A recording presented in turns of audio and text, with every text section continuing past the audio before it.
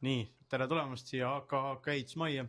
Täna mina, Kevin, Riko tutvustame teile seda imeilusat ehitusmaja. Siin on meie ehitusmaja sisukord siis, et mis korrustel midagi asub. Näiteks siis labor, kus me õpime, asub esimesel korrusel ja puhkeruum, kus me tavaliselt puhkame, asub ka teisel korrusel.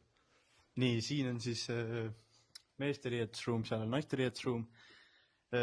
Näitame teile natuke riietusruumi siis.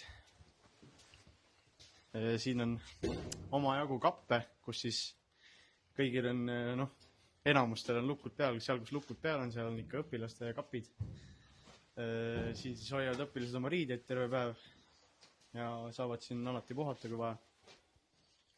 Seal tagapool on ka meil duširuum, tulge vaadake. Siin saab ka siis vajadusel vetsus käia ja kui just seda tuju ei ole ja tunned ennast mustana peale tööpäeva, saad tulla siia pesema.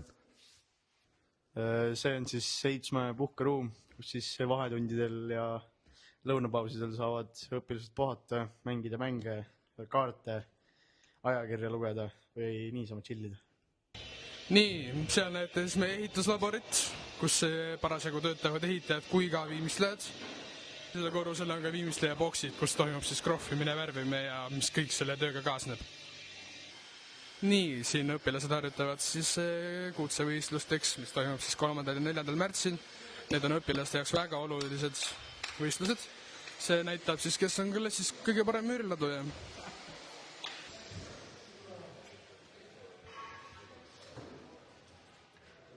Nii, saime siis õpilase kätte. Küsime talt siis, et kuidas sul töö edeneb ja kuidas emotsioonid on?